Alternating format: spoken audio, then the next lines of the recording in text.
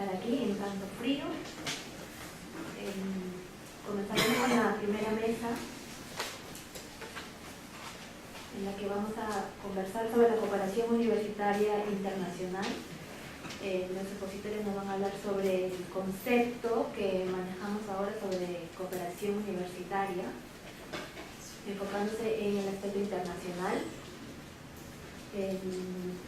Con nosotros van a estar Pedro Mendoza y Luis Jaime Castillo. Pedro Mendoza es médico cirujano, graduado y doctorado por la Universidad Nacional Mayor de San Marcos. Tiene también una maestría en planificación y finanzas en salud por la London School of Economics. Ha ejercido la jefatura de la Oficina de Cooperación y Relaciones Interinstitucionales de la Universidad Mayor de San Marcos. Ha escrito también el libro de Gestión de la Internacionalización y Cooperación Universitaria sobre el caso particular de su universidad. También ha realizado consultorías para la USAID, para UNCIDA, la Agencia de Cooperación Internacional Japonesa, la alemana, la Organización Panamericana.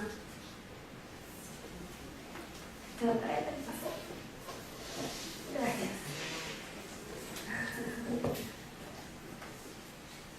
Y tiene mucha experiencia en cuanto a cooperación. Su enfoque va a ser, creo que muy importante, con toda la visión, sobre todo de una universidad nacional y tan importante en el país. También estará con nosotros Luis Jaime Castillo. Él es arqueólogo, graduado de la Universidad Católica del Perú y doctor por la UCLA. Es especialista en arqueología precolombina peruana, con enfoque en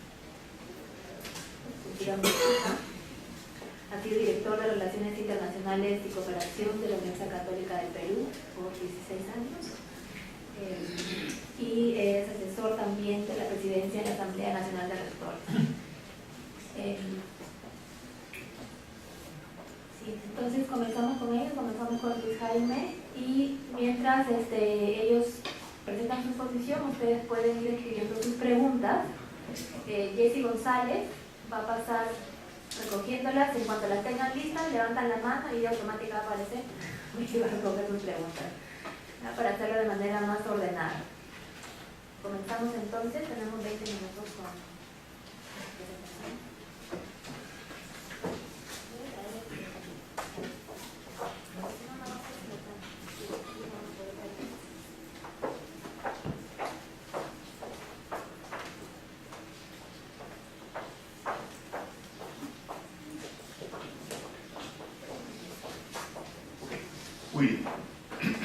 Buenos días.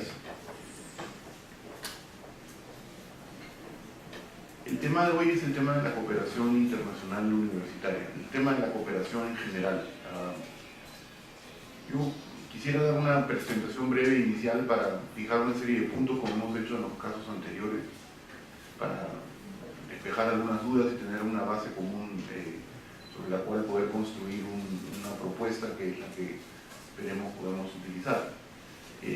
Voy a empezar yo en vez de Pedro porque todavía estamos buscando la presentación de Pedro, pero bueno.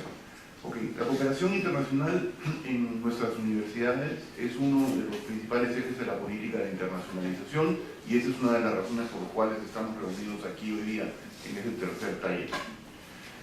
Es uno de los objetivos más importantes de las políticas también de relaciones internacionales, y habría que entender que hay una diferencia entre estas dos cosas. La internacionalización como proceso, las relaciones internacionales, digamos, como la diplomacia universitaria, es decir, que en nuestras relaciones con otras instituciones, en nuestras interacciones con organismos internacionales que corresponden a las relaciones internacionales, el tema de la cooperación es evidentemente muy importante. En estas relaciones establecer programas de cooperación es central, es clave, es la razón última por la cual establecemos este tipo de relaciones, ¿no? Generalmente lo hacemos a través de la participación en redes o asociaciones universitarias, que para eso existen precisamente, ¿no? Y utilizamos como mecanismo los convenios. O sea que hay 4 conceptos aquí que están relacionados y concatenados, ¿no? Las relaciones internacionales, los programas de cooperación, las redes y asociaciones y por último los convenios. Ahora, la noción de que existen recursos fácilmente asequibles en la forma de programas de asistencia y cooperación La idea de que es posible conseguir fondos para infraestructura o equipamiento de manera fácil, sencilla, hay que ir a buscarlos, hacer unas propuestas, sale la cosa rapidito, ¿no es cierto? O para la formación de recursos humanos está lamentablemente muy afincada en las autoridades de nuestras instituciones de educación superior. Y creo que todos hemos padecido eso, ¿no? Las ONI son presionadas para que consigan cooperación o para que firmen convenios que comprometan ese tipo de ayuda. Y los malos ejemplos abundan muchísimo y me imagino que todos ustedes habrán sido sujetos de esto, ¿no? Firma convenios. Este año, ¿cuántos convenios ha firmado? ¿No es cierto? Consigue computadoras para la universidad, consigue que nos regalen un laboratorio, etc. Eso es lamentablemente es algo que está demasiado arraigado y que quizá corresponde al hecho de que existió en el pasado, ¿no? Seguramente en un pasado mitológico, ¿no? Algunos dineros fáciles de conseguir con fondos de cooperación internacional sencillos, ¿no es cierto?, abiertos, donde uno podía literalmente hacer lo que quería con el dinero. Eso no existe. Eso es lo primero que hay que descartar. Así la cooperación se entiende de manera análoga a pasar el sombrero de alguna manera, ¿no es cierto?, donde esperamos que nuestros directores de Relaciones Internacionales y Cooperación puedan salir a conseguir cosas sin que haya claramente un plan, un programa, un objetivo, ¿no es cierto?, y que evidentemente sin que eso le constituya a la institución un gasto adicional, un compromiso adicional. Yo creo que debemos empezar mencionando lo que no es, porque esto no es cooperación. Y si les piden hacer esto, en realidad digan que no, porque no lo van a poder hacer. Entendemos por cooperación toda forma de interacción entre las instituciones de educación superior destinadas a la consecución de objetivos comunes, porque la palabra cooperación empieza con el prefijo co, ¿no es cierto?, que es decir que aquí compromete a dos partes, ¿no?, comunes y de manera colaborativa, donde dos partes van a funcionar para trabajar, dos o más. Pueden darse de muchas otras maneras, pero eso es en esencia lo que va a ser. Es decir, hay programas de cooperación donde lo que hacemos es recibir cooperación, evidentemente, pero eso tiene un nombre diferente, lo vamos a ver en un momento. Los programas y esquemas de cooperación pueden darse con otras universidades, con organismos de asociación y agencias internacionales, y vamos a tener a varias aquí, hoy día, entre hoy y mañana presentes, con países extranjeros que tengan programas, proyectos, con empresas, etc. Es decir, que existen muchísimos actores en el escenario internacional y hay que poder adaptarse a ellos. ¿Okay? No es lo mismo conversar con el director de la DAAD que conversar con una empresa internacional que tiene objetivos muchísimo más concretos, ¿no es cierto? No es lo mismo hacer relaciones públicas, ¿no?, con una universidad que con una empresa o con un organismo internacional. No es lo mismo asistir al cóctel en una embajada, por ejemplo, que asistir a una reunión de coordinación, ¿no es cierto?, en Pronavec. Es decir, hay cosas muy diferentes para las cuales hay que estar preparados, ¿no es cierto?, y poderse adaptar. La cooperación, como la internacionalización, requiere de personal calificado y estructuras administrativas eficientes. Y ahí es donde ustedes entran en la ecuación. Es decir, tenemos que prepararnos, tenemos que preparar a nuestros cuadros para que sean capaces de gestionar, de conseguir, ¿no es cierto?, de administrar la cooperación, y esto es uno de los puntos esenciales que tenemos que ver, ¿no? El fortalecimiento de las oficinas de relaciones internacionales, que es el fin último de estos talleres, de esta propuesta, de este esfuerzo de la ANR, la profesionalización en la gestión internacional, evidentemente apunta todo en esta dirección. Ahora, cooperación y asistencia. Yo creo que aquí hay un punto que es importante de mencionar. No se debe de confundir la cooperación con la asistencia, que también existe y que se puede aprovechar, pero que es diferente. Yo entiendo por cooperación un proceso multidireccional que beneficia a todas las partes concernidas y que prevé que todas las partes participen en el esfuerzo. Es decir, cuando entramos en un programa de cooperación, tenemos pares, en el sentido estricto del término, que son iguales a nosotros, por eso la palabra pares, y que tienen que participar de manera igual y que tienen que comprometerse de manera igual. Pero también existe la asistencia, que es unidireccional, es decir, hay una parte que da y una parte que recibe, ¿no es cierto? Y en ese proceso se beneficia solamente una de ellas, generalmente. El otro lado puede obtener altruismo, ¿no es cierto?, puede obtener satisfacción moral, pero quien obtiene el beneficio de esta interacción es una de las dos partes.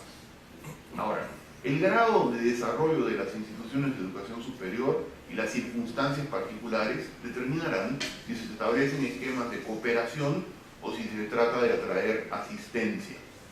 El Perú, como saben, cada vez menos es un receptor de asistencia, ¿no es cierto? Es decir, que a medida que ya no se va generando asistencia, tenemos que buscar esquemas de cooperación, que es lo que vamos a poder encontrar. Y esto es una tendencia que va completamente a cambiar el panorama, puesto que América Latina ya no es una dirección, digamos, ya no es un objetivo de asistencia, ¿no? Lo era en el pasado. En el pasado podíamos conseguir ¿no? asistencia técnica, podíamos conseguir asistencia para la construcción de esto o lo otro, pero esto ya se está comenzando a desaparecer. Ahora, no toda institución está en capacidad de emprender el camino de la cooperación. Algunas instituciones están todavía en condición clara, legítima además, de seguir tratando de atraer hacia ellas la asistencia técnica, la asistencia de diferentes formas, ¿no? Sobre todo si se encuentran en regiones particulares, en grados de desarrollo particulares. Yo creo que aquí hay que trazarse un poco con claridad qué es lo que se quiere hacer. Sin embargo, confundimos generalmente una con la otra. Llamamos cooperación a lo que es asistencia en realidad. Y eso hace que, ¿no es cierto?, de alguna manera hay una tergiversación de los propósitos, de los objetivos, de los fines. Política de cooperación. ¿Para qué cooperar? ¿Para qué establecer una relación con una o más partes, ¿no? buscando un objetivo común? Ciertamente no para hacer lo que uno puede hacer por sí solo. Es decir, para hacer un programa de posgrado en una universidad que tiene una cierta fortaleza, en realidad buscar un esquema de cooperación es debilitar la propia capacidad de la institución. Mejor es afianzar nuestra propia propuesta y luego alimentarla, engrandecerla, enriquecerla, ¿no es cierto?, qué sé yo, sazonarla con alguna cooperación internacional, pero en principio hay que tratar de hacer lo propio en casa, ¿no es cierto?, porque si yo traigo de fuera algo, estoy debilitando la capacidad que tengo de generar por mí mismo, ¿no es cierto?, ¿no? Por ejemplo, un programa de posgrado. La idea es aprovechar las oportunidades que aparecen en el entorno internacional. Ahora, aquí hay un asunto que todos ustedes también deben haber sufrido, y es el problema de que esto se vuelve una suerte de competencia. ¿Cuántas redes tienen? ¿Cuántos programas? ¿Cuántas cosas? Hay una malentendida competencia y hay un malentendido estándar de calidad, ¿no?, que se cuantifica a partir de los programas de cooperación que las universidades y que sus oficinas pueden hacer. Es decir, no es mejor la oficina que hace 25 programas que la que hace 2, no necesariamente. De repente esas 2 que hace son magníficamente buenas y eficientes, ¿no es cierto?, y redundan en un beneficio para la institución, mientras que las 25 lo único que hacen es distraer el tiempo, los recursos y al personal. Es decir, que a veces es mejor enfocarse, ¿no es cierto?, más que lo contrario, que es, ¿no?, completamente dividir nuestras fuerzas para conseguir poco de muchas cosas. La cooperación puede ser oportunista, y aquí hay un término que puede ser complicado. La cooperación puede ser oportunista, es decir, puede aprovechar las oportunidades que aparecen en el entorno, pero no puede ser solo oportunista, ¿ok? No solamente, y con oportunismo me refiero a que vemos una oportunidad pasar, aparece una convocatoria de un programa que existe, nos adecuamos y tomamos y formamos parte de ese entorno, ¿no? Aparece otro, volvemos a saltar. Esta es la actitud del cazador-recolector, ¿no es cierto?, que cada presa que pasa se la va a comer, literalmente, ¿no es cierto?, pero que no tiene una preferencia, pues. Entonces, claro que debemos de aprovechar todas las oportunidades que se aparecen, debemos de recibir a todas las misiones que vienen a visitarnos de cualquier parte del mundo, sean pequeñas, grandes o chicas, ¿no es cierto?, pero lo que no podemos hacer es que eso sea lo único que hagamos. Debe darse de manera entonces estructurada, en concordancia con los fines y propósitos trazados por las instituciones o por sus partes. Es decir, hay que establecer una política institucional de cooperación como parte del proceso de internacionalización en lo que a nosotros concierne. Ahora, va más allá, evidentemente. Las instituciones de educación superior deben establecer de manera explícita su política de cooperación dentro de su planificación estratégica. ¿Con quién queremos relacionarnos? Evidentemente, como vamos a ver, hay muchísimas formas y muchísimos esquemas, ¿no? Cuando hablemos de redes, vamos a ver, hay redes de todo tipo. Entonces, por ejemplo, el establecimiento de redes se da a partir de un conjunto de afinidades que para mí son más importantes. Entonces, de repente, las redes que yo quiero priorizar son redes, ¿no?, de universidades que son afines a un aspecto de mi carácter, ¿no es cierto? Qué sé yo, el hecho de ser jesuitas o católicos, el hecho de ser una universidad moderna y empresaria, el hecho de ser universidades públicas grandes, ¿no es cierto?, o muy antiguas. Es decir, hay para todos los gustos aquí. La orientación que le podemos dar evidentemente debe responder a una planificación que va mucho más allá de la Oficina de Relaciones Internacionales y se plantea a nivel de la planificación estratégica de la institución. Y evidentemente, para que nosotros podamos entrar en esto, tiene que estar dada en concordancia con nuestra política o nuestro plan de internacionalización. Ahora, la política de cooperación debe establecer los objetivos que se tratan de alcanzar, que queremos lograr, ¿no es cierto?, para qué nos estamos metiendo en este programa, los procedimientos a seguir, cómo lo vamos a hacer, ¿no es cierto?, los recursos que se emplearán, porque aquí no hay nada gratis, ¿no es cierto?, y todo cuesta algo, ¿no? Y hay que estar claros de que si queremos hacer las cosas tenemos que poder poner recursos, así sea un viaje, así sea una participación, así sea una invitación a almorzar a cualquier persona, algo nos va a costar, ¿no es cierto?, y las áreas que serán responsables, es decir, quién se va a hacer cargo de estas cosas. Si no se tienen claras estas cosas, evidentemente es un poco difícil establecer cualquier esquema de cooperación. En general, la política institucional de cooperación debe dirigirse al fortalecimiento institucional, o de toda la institución o de una de sus partes, a través del fortalecimiento de un área específica, ¿no es cierto?, pero a veces incluso de un profesor, que sea el director de un laboratorio, de un programa o de un proyecto, ¿no?, que redunde luego, como se dice, bajo la política de cooperación, de dirigirse a ámbitos sostenibles y de repercusión amplia en general, ¿no? Otra vez aquí volvemos sobre el tema del oportunismo. Bueno, puede ser que algunas de las oportunidades que se nos presenten no concuerden con eso, hay que aprovecharlas, sí, por supuesto, pero no hay que perder de vista de que tenemos un objetivo concreto, claro, que queremos perseguir. Y en la experiencia que nosotros logramos acumular, creo que vimos con muchísima frecuencia que a veces, ¿no es cierto?, lo coyuntural, ¿no?, casi tomaba el lugar de lo estructurado. Por responder a muchas cosas pequeñas, terminábamos olvidándonos de los grandes proyectos y los grandes esquemas y los grandes objetivos, ¿no es cierto? Y esto es una cosa que le puede pasar con mucha frecuencia a las oficinas de relaciones internacionales, puesto que por atender la enorme cantidad de cosas menudas pueden perder de vista, ¿no?, la razón de ser de sus oficinas. Ahora, uno de los ámbitos más importantes, y creo que para nosotros en mi experiencia fue el más importante, ¿no?, en términos de la cooperación internacional, es el tema que tiene que ver con la formación docente, con la formación de profesores e investigadores, con la formación o la mejora de la calidad de servicio educativo que podemos dar, ¿no? Este es uno de los ámbitos más importantes, este es uno de los ámbitos que creo yo debe enfatizar.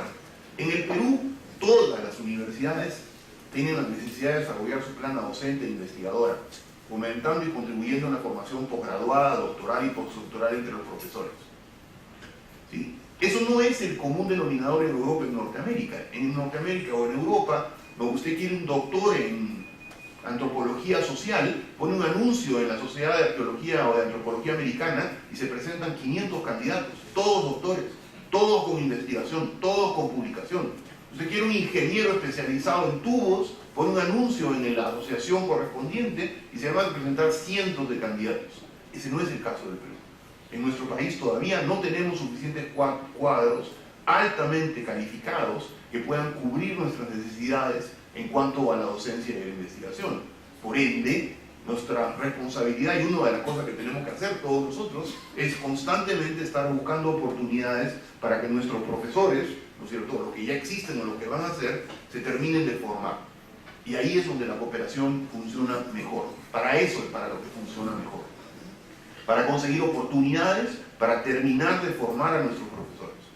¿Okay? Y esto es algo que es probablemente propio y privativo, característico de nuestro país, que ya no se da en Chile, no se da en Colombia, ciertamente no se da en Brasil, y tiene que ver con el rezago que tenemos todavía en formación posgraduada de nuestros investigadores y profesores. Pero es algo que lamentablemente, o que, bueno, afortunadamente, mejor dicho, en pocos años desaparecerá. Y hay que estar preparados para ello. Es decir, en algunos años ya va a haber, ¿no?, en la Universidad Católica, donde yo trabajo, no hay necesidad de poner un centavo en la formación de ningún profesor en humanidades, porque hay tal cantidad de literatos, historiadores, arqueólogos, qué sé yo, psicólogos con doctorados en cualquier universidad del mundo, y ya no hay que poner un centavo en ello. Ya está el mercado, ¿no es cierto?, y es un mercado competitivo, no hay que buscarlo más. Pero en otros ámbitos y en otras áreas, evidentemente la cosa es diferente, y eso es algo que creo que debe de venir en el desarrollo de un plan de formación docente, ¿no?, que se nutra de la cooperación internacional que todavía existe para estos fines, ¿no?, ¿no? Y donde podemos además obtener resultados que sean, ¿no?, muy convenientes para la institución en su conjunto. Finalmente, el tema de convenios. El instrumento natural, ¿no?, sobre el que se basa toda la política de desarrollo de cooperación internacional son los convenios. Y si bien no vamos a tener un capítulo aparte, en la Dirección General de Relaciones Internacionales y Cooperación se ha constituido un área casi especializada, ¿no es cierto? Juan Luis, ¿no?, Tenegri es el especialista, es abogado además, ¿no es cierto? Y está trabajando con muchos de ustedes ya en el perfeccionamiento de sus convenios. Los convenios son el instrumento fundamental, pero es un instrumento que lamentablemente ha sido muy maltratado, muy tergiversado, ¿no es cierto? Los rectores viajan y regresan con convenios bajo el brazo, ¿no es cierto?, que luego no sirven para nada, básicamente, ¿no?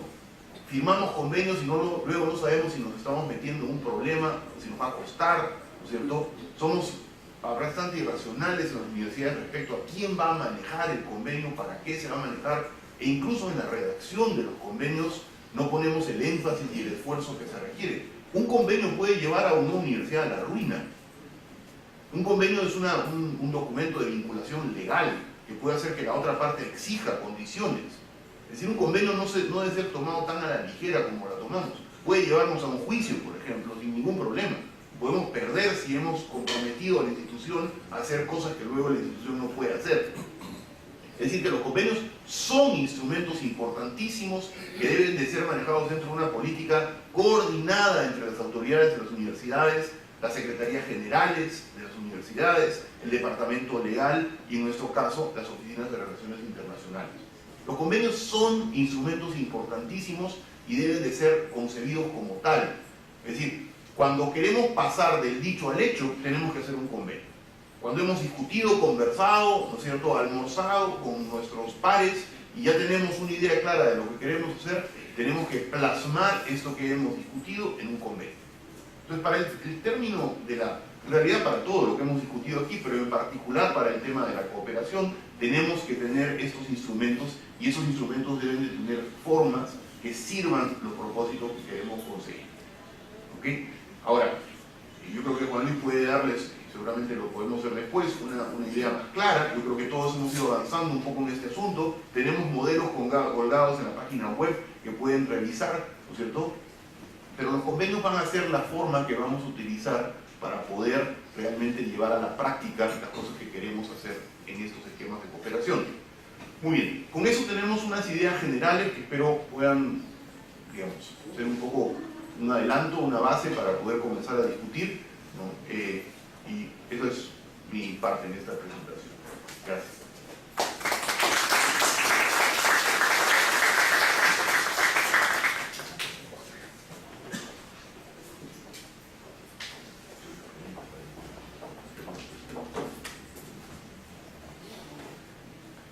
Aprovechando el tiempo, ¿tienen alguna pregunta?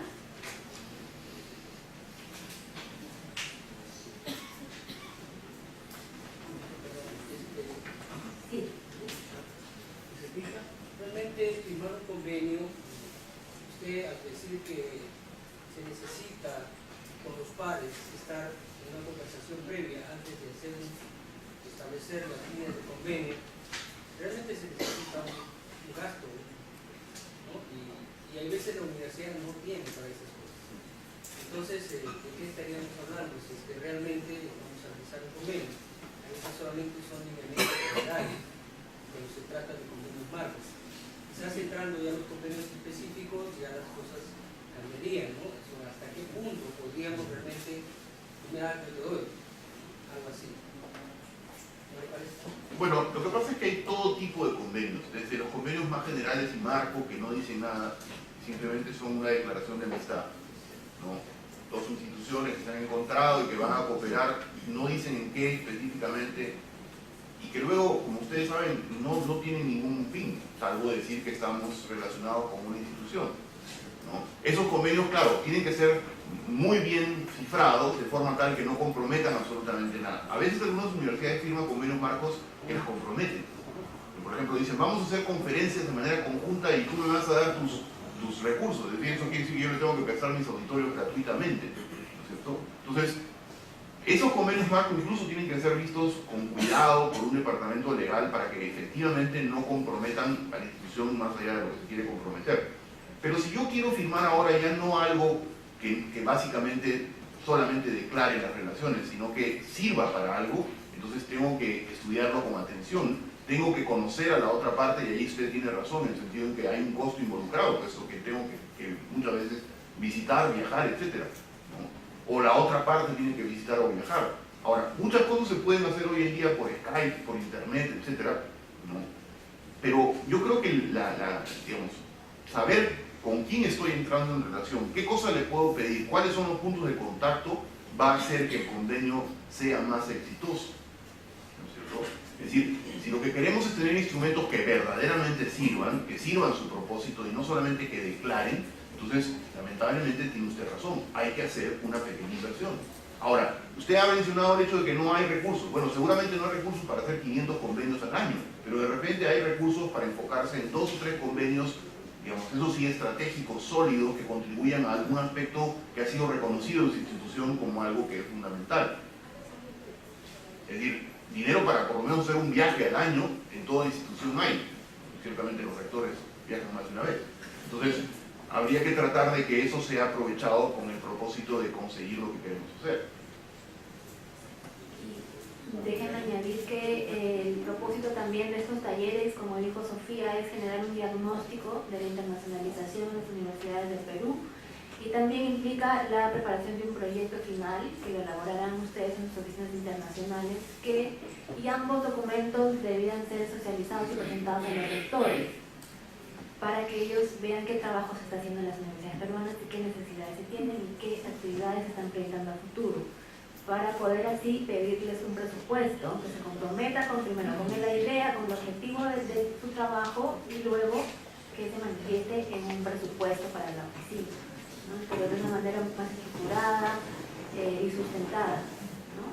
Porque efectivamente no hay recursos para invitar almuerzos, para viajar, pero si sustentamos las actividades probablemente podamos conseguir el compromiso de los rectores para que financien la actividad internacional. Las preguntas, por favor, las escriben en los papelitos que tienen en sus carpetas y se les alcanzan a Jessy González. Al final las vamos a leer. Continuamos ahora con la presentación del doctor Pedro Mendoza. Muy buenos días a todos. Para empezar, mi agradecimiento al equipo organizador por esta invitación que me permite compartir la mesa con Luis Jaime después de algún tiempo, escuchar sus interesantes reflexiones y ver tanto en la mesa como en el auditorio buenos amigos que en algunos casos no veía hace tiempo. Lo que se me planteó como tema para la presentación, para esta conversación, es un poco entrar a la parte más de concepto, de cooperación, que en realidad comparte mucho de lo que ya ha planteado Luis Jaime, con él también hemos discutido esto varias veces. Y en todo caso, cumpliremos con el cometido y después seguramente habrá espacio para dialogar más. Yo quisiera plantear de entrada una definición operativa de este tema de la cooperación, empezando con interinstitucional, en la medida en que la internacional es en todo caso una variante en la cual las instituciones contrapartes vienen de diferentes países.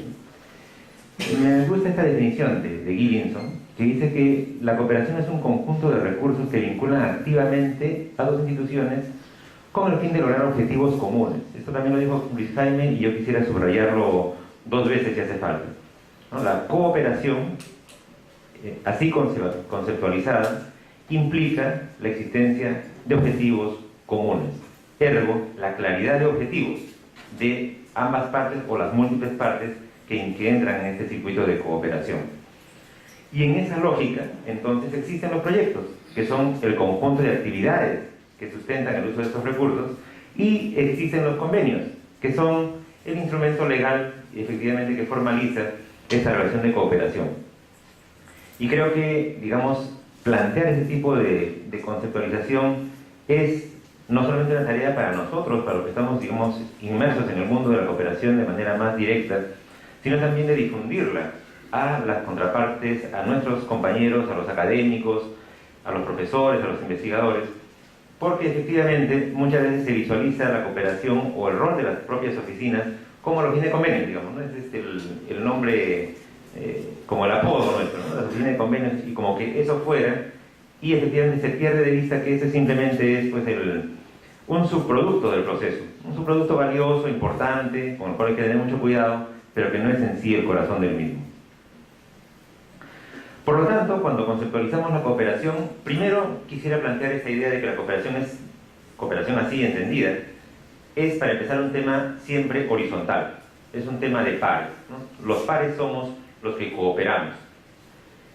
Y por lo tanto, en esa lógica, quizá ayudaría como ejercicio, y más que como ejercicio, como un replanteamiento de mirada, tratar de dejar de pensar en la cooperación como algo que efectivamente es ayuda, es algo que se recibe, por lo tanto es algo que yo tengo que buscar, quién me da.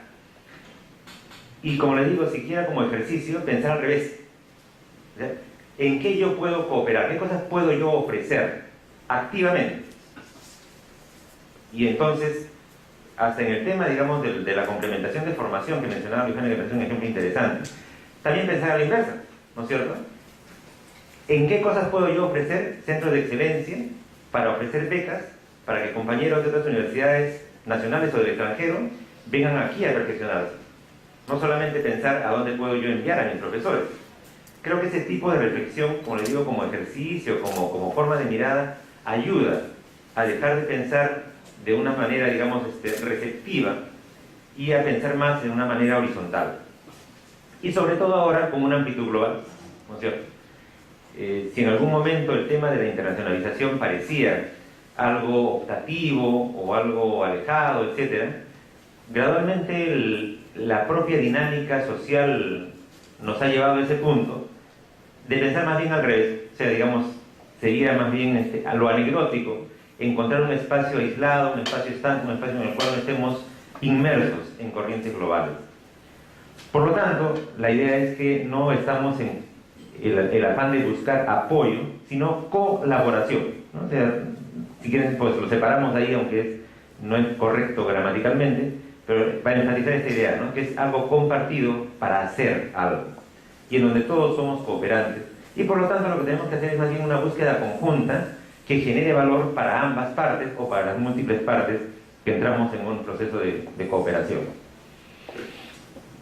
Yo he tomado esta cita de una publicación de la Unión Europea, de Dayton y colaboradores, que creo que lo dice mejor que yo lo podría hacer, ¿no? Dice: cooperar implica compartir trabajo o una tarea, haciéndolo con otros en una manera coordinada, en conformidad con un plan y, a un cierto grado, voluntariamente animado por algún tipo de interés mutuo o de beneficio mutuo, y que puede ser establecido entre también partes desiguales o partes iguales. Ahora, la cooperación, ya desde nuestro lado, del lado más interuniversitario, tiene varias modalidades, cada una de las cuales tiene sus particularidades, ¿no? Ya lo mencionó también Luis Jaime. Es decir, una cosa es pensar en cooperación para tener efectos de programa de posgrado, de doble grado internacional, etcétera, que ya se han hecho bastante populares. Tiene sus matices pensar en una cooperación para movilidad docente o académica, para movilidad estudiantil, para el tema de becarios, para proyectos de investigación, para publicaciones conjuntas, o seguir también pensando y en algunos casos logrando algún tipo de donación. Pero también quisiera mencionar un tema creciente en el campo de la cooperación, y que es el campo de la cooperación universidad-empresa. Vi con mucho interés los resultados de la encuesta que mostró Sofía hace un rato, y en el cual, para verlo positivamente, como dicen, para ver el vaso medio lleno, tenemos ejemplos nuestros, entre los miembros y aquí presentes, de colaboración universidad-empresa, que podría ser más, seguramente, que nos gustaría que sea más también, pero que ya hay, y que entonces es cuestión de ir compartiendo buenas prácticas, compartiendo historias de éxito, compartiendo modelos, y que eso nos permita ir alimentándonos. Ahora, en este caso hay también matices. Por ejemplo, un tema que surge fuertemente cuando hablamos de cooperación universidad-empresa, a diferencia de la cooperación interuniversitaria, es este tema de colaboración en investigación y desarrollo. Naturalmente pensando el concepto de desarrollo, no en el concepto, digamos, que de repente, bueno, yo que trabajé muchos años en el mundo de las ONGs, teníamos, ¿no? Cuando uno mencionaba la palabra investigación y desarrollo, siempre pensábamos, sin decirlo, desarrollo social. Pero cuando uno habla con empresas, ahí hay que poner investigación y desarrollo de nuevos productos ubicados en un mercado, que generan rentabilidad y que entonces obligan también a quienes desean entrar en ese tipo de relación a pensar en esa lógica. De lo contrario, no vamos a poder enfocar o alinear intereses y la cooperación no va a funcionar. También la cooperación universidad-empresa alberga o favorece movilidad de académicos, de estudiantes, nuevamente enfatiza ese tema de la comercialización de los resultados, todo el tema de las patentes, por ejemplo. Y también algunas cosas que para una universidad tradicional como aquella en la cual yo nací y vivo, resultan todavía un poco complicadas de incorporar. Por ejemplo, el desarrollo curricular, ¿no? Las universidades nuestras, las universidades públicas, o si quieren la mía, para no pisar campos ajenos o callos, se siente, entre otras cosas, orgullosa de su autonomía, yo diría casi total, para no decir total sin casi, en lo que es definir sus programas de estudio. Eso, por supuesto, alentado por una larga tradición de autonomía universitaria y todo lo demás, ¿no? Pero el riesgo de esa autonomía es que nos desvincula, en algunas ocasiones fuertemente, de lo que podrían ser las necesidades sociales o las necesidades del mercado, percibidas por sus actores. Es decir, no percibidas por lo que nosotros pensamos que es la necesidad social y por lo tanto interpretada y convertida en plan de formación, sino por lo que la empresa que está albergando a nuestros egresados o por lo que el sector social o gubernamental donde trabajan nuestros egresados considera las necesidades cualitativas y de formación. Ese paso nos es difícil y en el caso de vinculación con la empresa es una de las formas importantes porque las empresas también buscan eso.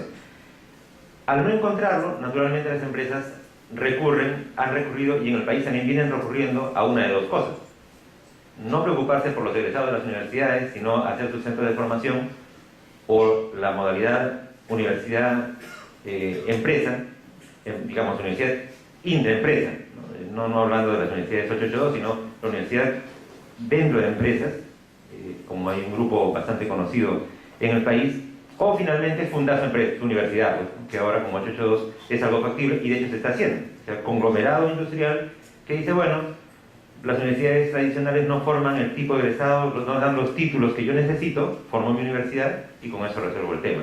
Pero con eso también, digamos, resuelvo el tema de tener que vincularme con las otras, ¿no?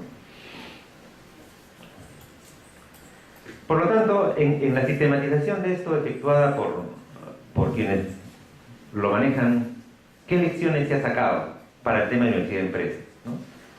Primero, que el tipo y forma de cooperación debe ser obviamente adecuada a la región. Ese es un estudio hecho en Europa, entonces a la región europea en la cual se trabaja la cooperación, ¿no? Que también lo mencionó Luis Jaime desde nuestra perspectiva. O sea, digamos, si lo vemos a nivel de país nuestro, regiones diferentes de acuerdo al tipo de empresas que alberguen, a su nivel de desarrollo, a sus prioridades sociales, etcétera, tendrá pues necesidades particulares para las cuales hay que adecuar este tema de la colaboración. También el que tiene que confluir múltiples actores, ¿no? La idea de que es una sola universidad la que puede, digamos, efectivamente constituirse en el pivot de esta relación no es, en la experiencia, una buena idea. Generalmente se facilita mucho más cuando hay asociaciones o grupos universitarios que se vinculan con grupos de empresas y de esta manera hay más para ofrecer y más para compartir. Uno cuarto, bueno, este cuarto yo lo he puesto para hacer fiel a la referencia bibliográfica, pero el que las buenas prácticas sean transferibles en parte es un sesgo porque parte de la definición de buena práctica era que sea transferible, ¿no? Hay una cosa medio tautológica. Otro tema es que se requiere un compromiso a largo plazo en estos temas. O sea, la cooperación, y en eso también quiero subrayar lo que mencionó Luis Jaime, tiene que ser vista y tenemos que lograr que nuestros compañeros y nuestros colegas la vean como un camino de mediano o largo plazo. No es un tema de que yo voy y en ese momento consigo y que para esa gestión sale, ¿no? porque nuestras gestiones universitarias, sobre todo en las universidades públicas, suelen ser cortas. Si es que se cambia una oficina o se promueve algo diferente, no hay la gente con experiencia, mientras que se gana el expertise, se logra afianzar y después se proyecta, ya se pasó la gestión. Entonces uno tiene que alentar en esa lógica la profesionalización, y yo por eso aprovecho para felicitar a los participantes en este curso y a los organizadores, ¿no? Porque creo firmemente, en general, que en la gestión universitaria la profesionalización, y en este caso en las polis, es una necesidad y es una tarea fundamental. Ahora, por supuesto hay esta cooperación, digamos, vamos a llamarle así, puntual, de mi universidad con otras universidades o con alguna empresa. Pero también hay las formas más estructuradas, ¿no? Ya se ha mencionado también, lo mencionó también Sofía en su presentación, tenemos todo el tema ya famoso de las redes universitarias, ¿no es cierto? Ya sea interuniversitarias, interfacultades, cuando se trata de redes más bien asociadas a una carrera o a una profesión, o por último redes temáticas, ¿no? Algunas de ellas bastante específicas para algún tema concreto de investigación o de desarrollo. También está todo el tema de las alianzas y por supuesto los consorcios también. Por lo tanto, como una especie de gran conclusión, desde mi perspectiva, cuando hablamos de cooperación, lo que tenemos es una gran heterogeneidad entre universidades, también lo mostraba Sofía, de repente algunas que tienen una gran multiplicidad, una gran experiencia, una gran interrelación con otras, y algunas otras que, digamos, están en el extremo opuesto y seguramente con un espectro muy disperso, y que dispersan también información. Después le voy a pedir a Sofía que me pase la encuesta, porque la información misma sobre estos temas circula muy poco. Y por lo tanto yo plantearía alguna hipótesis de trabajo, de repente ya desfasada, ojalá que así sea. La primera es que cuando hablamos de cooperación, claro, hablamos de una cooperación en donde el centro es mi universidad.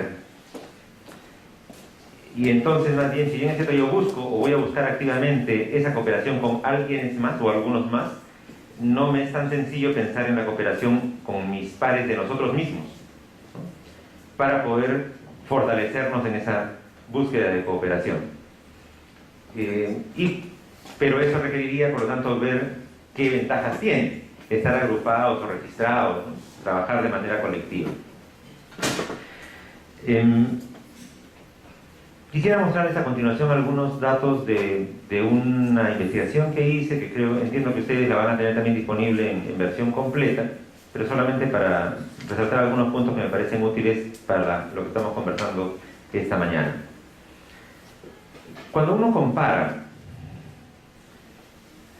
en qué se diferencian aquellas entidades u organismos que son más, vamos a llamar así, exitosos en cuanto a la gestión de la cooperación, uno puede empezar a identificar algunos patrones que creo que se pueden dialogar en busca de buenas prácticas. Algunas son bastante obvias, otras espero no lo sean tanto. Una primera fortaleza obvia es que la cooperación tiene mucho que ver con el tema de relaciones personales. En las universidades, sobre todo, mucho de la cooperación, especialmente en los campos de investigación, tiene que ver con que el investigador es, digamos, el conocido, ¿no? El que logra la vinculación, el que la cultiva, el que la maneja y de quien depende, por lo tanto, que ésta pueda consolidarse y expandirse. También es importante el tema de la dedicación. Nosotros hemos hecho alguna correlación entre los profesores a tiempo completo y el poder ser más exitosos en gestión de cooperación, y eso así funciona. La explicación pareciera ser, bueno, hay varias hipótesis explicativas, naturalmente, ¿no? Algunas desde que cuando el profesor depende de eso, entonces se esfuerza más, ¿no? Porque para el profesor en el cual estar en un proyecto es una de las tantas cosas, pero en realidad la cual no tiene mucho tiempo, porque tiene sus propias cosas en su empresa o donde sea, entonces no se va a dedicar mucho y no se va a esforzar mucho. En cambio, aquel que vive de eso, entonces se convierte más bien en un activo promotor, buscador, ¿no? También hay un tema de aprovechamiento de las ventajas comparativas del país y para el caso de un taller como este, de las regiones, ¿no? Perú afortunadamente, por ejemplo, para todo el tema de biodiversidad y demás, o para el campo de Luis Jaime, pues en la arqueología, tenemos esa gran ventaja de que hay otras entidades, otras universidades en otras partes del globo interesadas a venir a Perú y a vincularse con mi universidad, quizás no tanto porque es mi universidad, sino porque está en Perú, ¿no? Y entonces viviendo acá, yo no sabía que eras especialista en estas cosas chimúes y norteñas, o chicas, pero me alegra mucho. Porque entonces eres así, pues un genuino representante de esta idea, ¿no? Tienes ahí ventaja comparativa del país. También hay un tema de competencias para la búsqueda de recursos, ¿no? Este tipo de taller es un elemento importante en esa lógica de ir desarrollando, fortaleciendo, consolidando esas competencias y tratar de que estas se mantengan en casa. Abstrayendo un poquito más, yo les he llamado algunas fortalezas de segundo nivel, ¿qué cosas veo?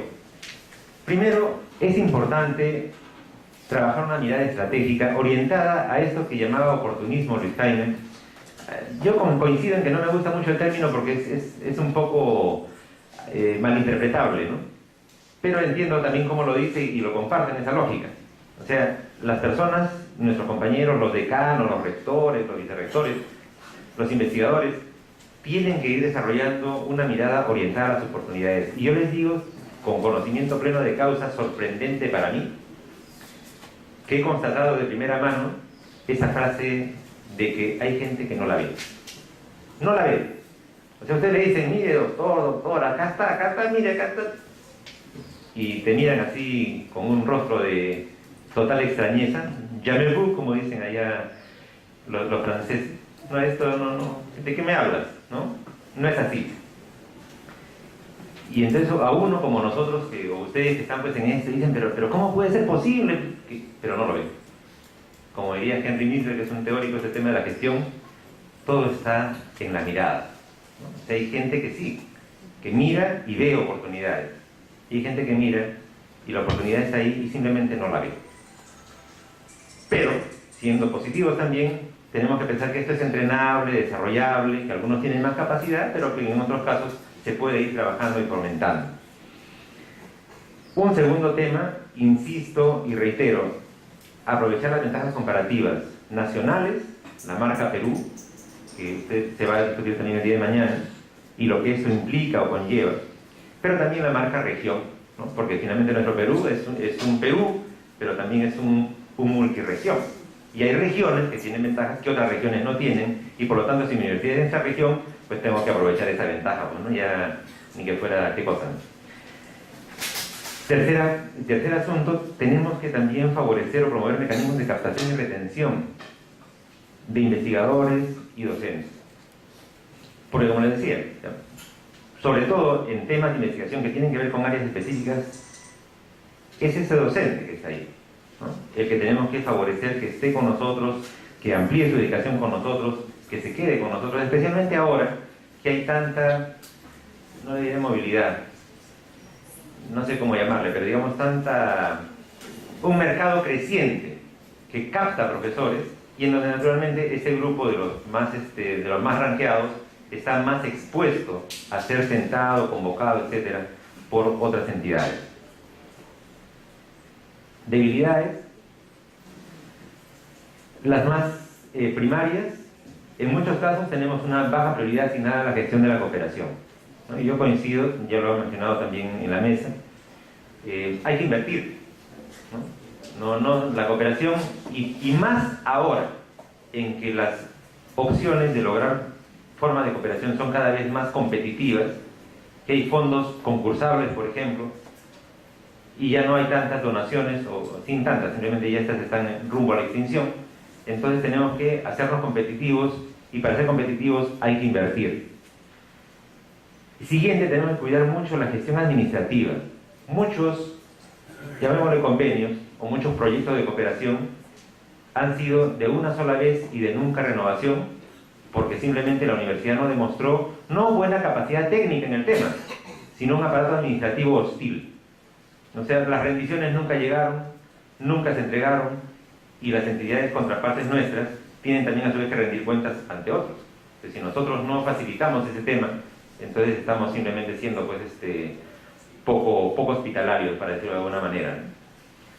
En muchos casos hay por lo tanto una cultura organizacional burocrática. Yo reconozco que mi muestra fue nacional pública, por lo tanto puede estar bastante sesgada, pero sí, uno encuentra muchas veces personas para las cuales, aún en el tema de cooperación, más importante es asegurarse que la norma se cumple a que el objetivo se logre, y eso es una cultura burocrática.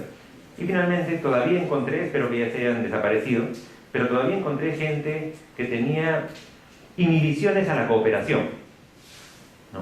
Derivada, de repente me decía un profesor, no, lo que pasa es que en mi época, allí en los 60, tú sabes que todos éramos antiimperialistas y toda esta cosa, entonces pues yo no puedo estar pensando en otras entidades o determinados países, ¿no?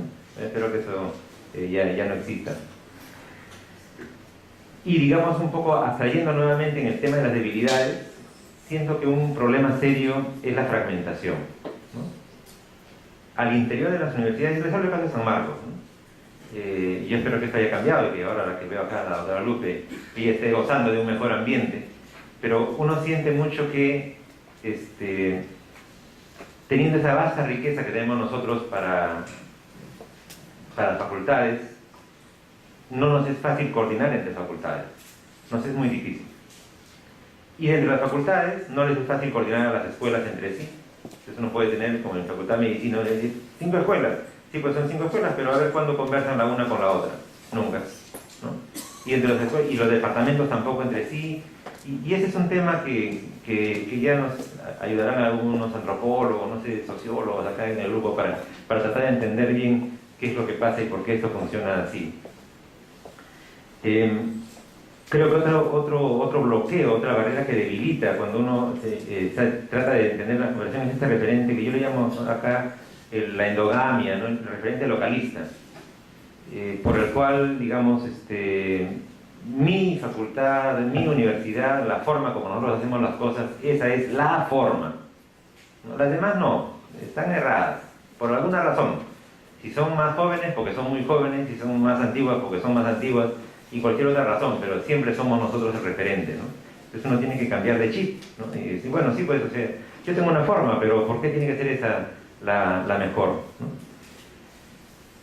Y por lo tanto, algunas, si me permiten, recomendaciones en estos minutos finales, ¿no? Algunas sugerencias, en todo caso, a partir de este análisis. Yo creo que, como ya se mencionó, tenemos que desarrollar políticas de internacionalización. Quizá ahí la redacción no es buena, ¿no? En realidad no es que ellos compartan, no es que la alta dirección, el rectorado o el directorado compartan la política. Ellos son los que definen la política. En todo caso, nosotros lo que tenemos que hacer es un poco dialogar con ellos, hacerles notar, ver, pero digamos, no es que nosotros tenemos una política y ellos la compartan, ¿no? No es así como lo planteo acá, y en todo caso quizá hay que mejorar la redacción. Es que la política la define, obviamente, la alta dirección, y lo que sí se ve en general es que en nuestras universidades, cuando uno revisa páginas web o declaraciones de funcionarios de alto nivel, ahora todo el mundo, el único problema es que todo el mundo lo dice nomás. Ahora, ¿qué tanto realmente entiende qué repercusión tiene eso para su gestión? Eso es lo que habría que ver. Segundo, creo que hay que desarrollar mecanismos para captar y recaptar a profesionales jóvenes. Esos graduados nuestros que lograron hacer una beca fuera, albergarlos, pues, ¿no? Yo conozco historias de éxito gratas en universidades muy cercanas de que así lo hacen. Y también he visto historias ingratas, y mejor no digo de quiénes, de que el profesional que se fue, que regresó y que ya no es bien visto, ¿no? Al contrario, ¿no? Como que ya es amenazante y por lo tanto mejor se le ve lejos. Cuando más bien esa es la persona justamente que, cuando ven a alguien que viene de fuera, porque hizo su posgrado o lo que sea, no lo vean a él o a ella, ¿no? Véanlo así como un conjunto de lazos. Es un ovillo lleno de lacitos de cooperación en botón, ¿no? Que ustedes tienen que recoger y cultivar. Tercero, yo creo que es una buena idea, esta está todavía por validar, pero bueno, es mi hipótesis, de que podría ser una buena inversión que funcionarios, autoridades realicen alguna pasantía. Si es que ellos mismos no han tenido la posibilidad de estar, de vivenciar lo que significa ser un entorno universitario diferente, ayudarlos, pues, ¿no? Es una pasantía. No he validado todavía qué tan corta o qué tan larga tendría que ser, pero creo que la vivencia de estar en un entorno diferente, de ver cómo se puede gestionar diferente su investigación, su formación, su cooperación, eso ayuda, o por lo menos debería ayudar, y naturalmente, ratificando lo que ya comenté, buscar una dedicación mayor. Creo que hay que, por lo tanto, también facilitar las cosas a docentes. Un director de un instituto que tiene muy buena performance en esto me decía lo siguiente: yo no tengo que hacer nada, Pedro, me decía. La verdad, yo soy muy afortunado, no tengo que hacer nada. Todo lo que tengo que hacer es darle tranquilidad a mis investigadores, nada más. Yo me encargo de todo. Yo veo sus comunicaciones, que tengan oficinas, que tengan esto, y ellos que se dediquen a producir, ¿no? Entonces hay que darles buenas condiciones y favorecer los equipos multidisciplinarios, porque efectivamente la cooperación interuniversitaria y también la universidad-empresa tiene mucho que ver con tareas multidisciplinarias y multiprofesionales. Afianzar nuestro aparato administrativo. Yo creo que diplomas como este o cursos como este son, digamos, el camino en esta lógica de garantizar calidad técnica y de tener procesos formativos en gestión de la cooperación para mejorar la captación de recursos. Incentivar los proyectos colaborativos, posgrados colaborativos. Las cosas colaborativas en general creo que deberían ser siempre incentivadas. Y finalmente, yo creo que las redes son un camino importante. Es siempre de mayor potencialidad para efectos de cooperación, no solamente ya la cooperación universitaria, sino red a red, grupo a grupo, ¿no? Consorcio a consorcio. Entonces, en esa lógica, visualizarnos y activar ese tipo de entidades colaborativas nuestras es importante. Y finalmente, favorecer bases de datos compartidas también para la gestión de la cooperación, ¿no? Para aprender, para poder ver buenas prácticas, para tener data sobre la cual reflexionar y aprender. Les agradezco mucho su atención y quedo a su disposición para los comentarios. Gracias.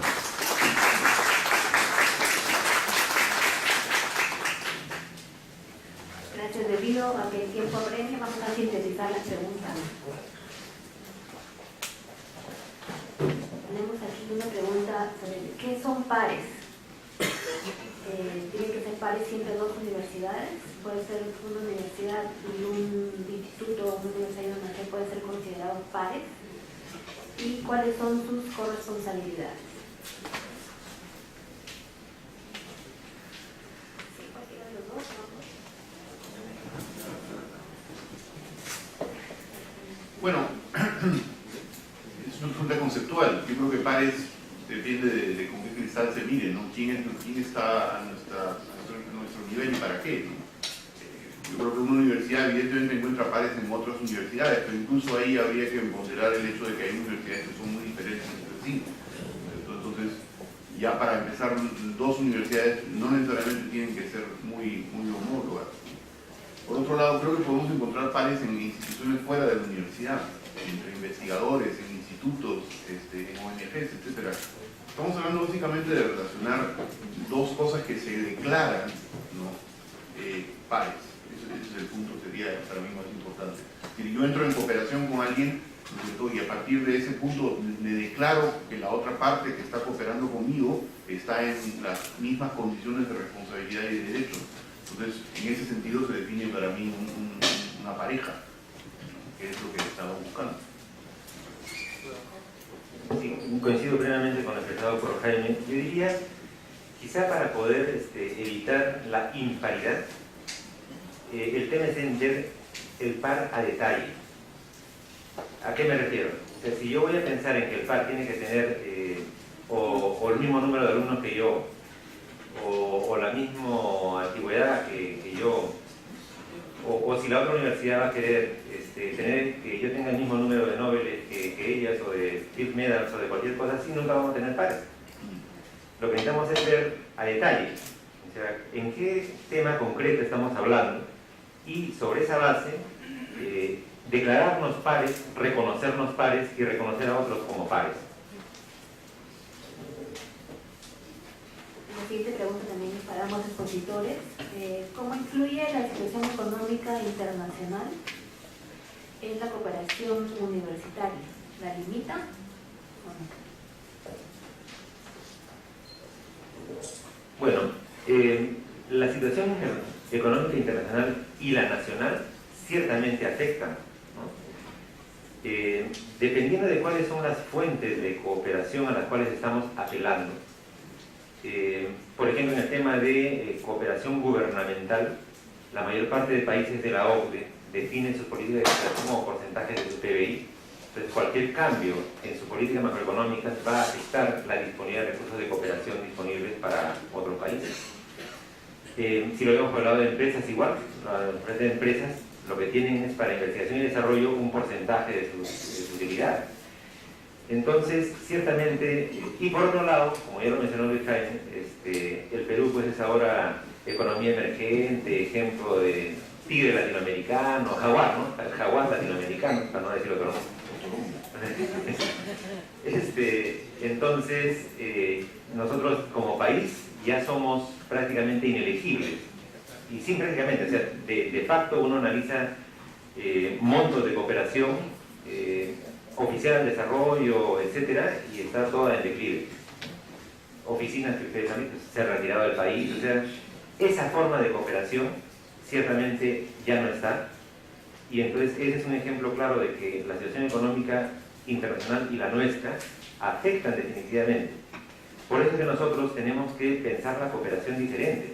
Tenemos que pensar la cooperación, yo diría, uno, en el plano de espacios competitivos de recursos, dos, en el plano colaborativo de recursos con entidades pares, y en los cuales nosotros ofrecemos a ellos ventajas comparativas que podrían estar aquí como podrían estar en la China, en Estados Unidos o en el Reino Unido. O sea, no pensar que tienen que apoyarnos a nosotros, como alguna vez se pensaba, ¿no?, en universidades y en ONGs, que como el Perú era un país subdesarrollado y teníamos población en extrema pobreza, nos tenían que apoyar. Esa es la forma que ya no. Creo que todo este cambio macroeconómico lo que ha hecho es que nos tengamos que pensar como que si se viene a apoyar al Perú o si nos apoyan a nosotros, lo hacen no por eso, sino lo hacen porque ofrecemos una alta calidad de investigación, porque tenemos tópicos de investigación competitivos en los cuales se puede hacer acá mejor que en otros lugares o que en otros lugares no se puede hacer. Muy bien, muchas gracias a los expositores por compartir con nosotros su experiencia. Y ahora vamos a tomarnos la foto oficial del evento. La foto se tomará en el primer piso y luego ordenadamente y disciplinadamente iremos a tomar un cafecito detrás del auditorio. Muchas gracias. Tenemos media hora para eso y luego continuamos con la segunda sesión.